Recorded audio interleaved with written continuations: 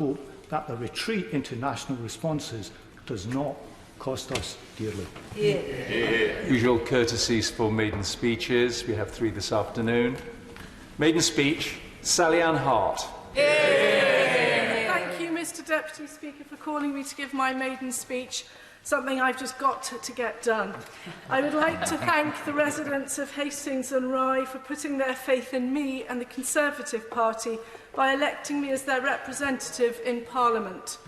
It is an honour to represent them all, and I pledge to work hard and to serve them all.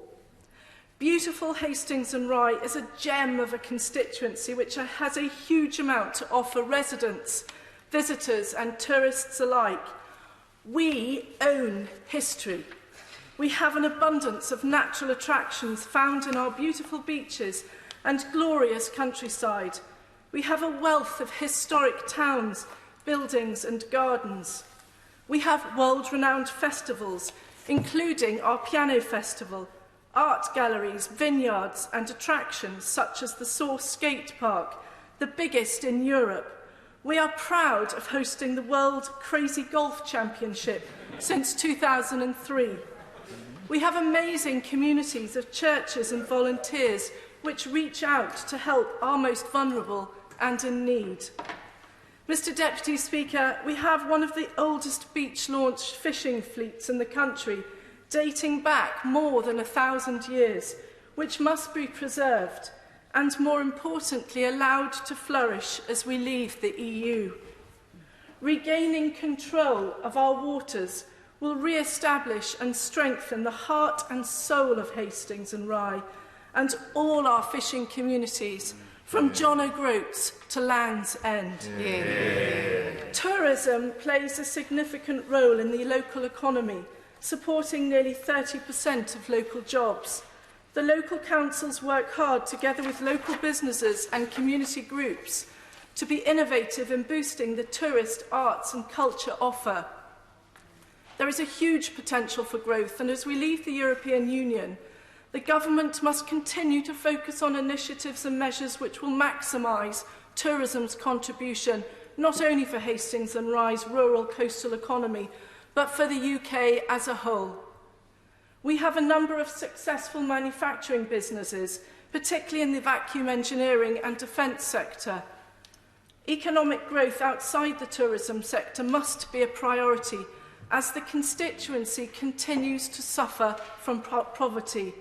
Hastings is failing to thrive, despite significant sums of money invested. The constituency may be in the affluent southeast, but it is one of the most deprived in the country. Mr Deputy Speaker, yesterday the Chancellor praised a Scot, John Logie Baird, for inventing the television, which he did in Hastings, the birthplace of television. That sense of creativity, innovation and dynamism has never left the town. There is so much talent waiting to be unleashed, but there is a lack of investment, confidence, aspiration and hope, something I am determined to change. We must develop opportunities for all to excel. As such, I was proud to stand on a manifesto commitment to level up. When it comes to education, skills and qualifications, we are in the bottom 5 of the most unqualified, unskilled populations. We have a duty to improve the quality and breadth of education.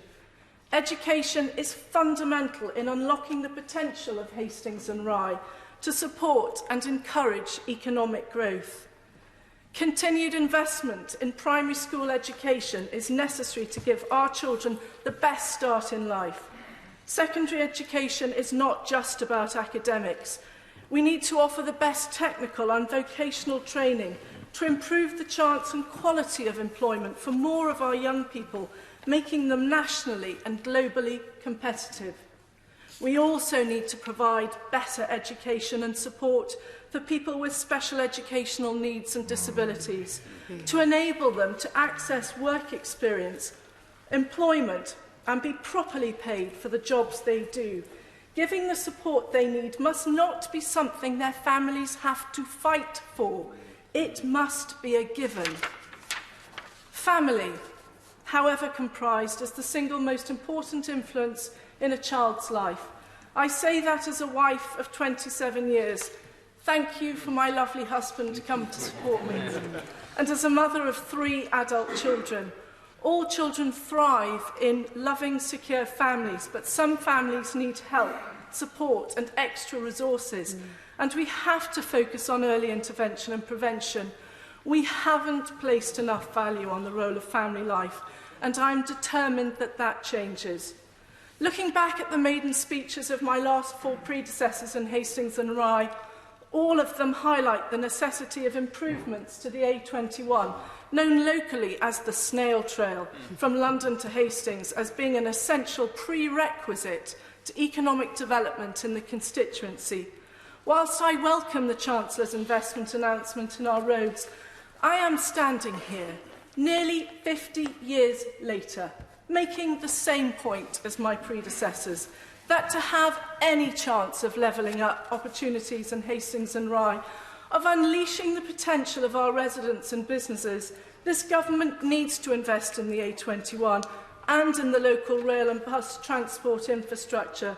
A good transport infrastructure platform combined with a skilled local population will encourage existing businesses to grow and new businesses to start up, boosting economic growth in Hastings and Rye and combating poverty. As such, I will be raising this point at every possible opportunity until a solution is found. I'd like to pay tribute to my predecessor, Amber Rudd. Amber was elected in 2010 and built a reputation locally for being a hard-working MP. She secured improvements to rail times and progress on electrification. She's particularly proud of her arse, the Amber Rudd Seaside Express, the first ever almost direct Hastings to London commuter train. She also secured the Link Road and investments in infrastructure and skills to help local people into work and better paid careers. I am Geordie born, with Scots and a touch of Northern Irish blood, coursing through my veins, representing the East Sussex constituency that I am proud to call my home, and where I have raised my family. As such, I hope this blend can be the best of British. Our union is precious, our one nation. Our freedom and independence come from our departure from the EU. This is our time.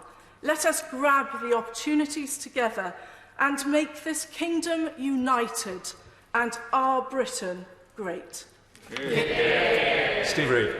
Thank you very much, Mr. Speaker. I'm very grateful to you for calling me. But can I start by congratulating the honourable member for Hastings and Rye for a very confident and optimistic maiden speech. She certainly has very big shoes to fill, but from what we just heard, I feel confident she's going to do a fantastic job in representing her constituents. I actually had the pleasure of spending New Year in Hastings and Rye a couple of years ago. I regret now that I didn't hitch a ride on the Amber Rudd Seaside Express, but I could recognise in everything that the honourable lady said what a fantastic place it is, and I think they're lucky to have a fantastic new MP. And I was particularly pleased to hear the honourable lady make reference to children with special educational needs, because they need everybody to give their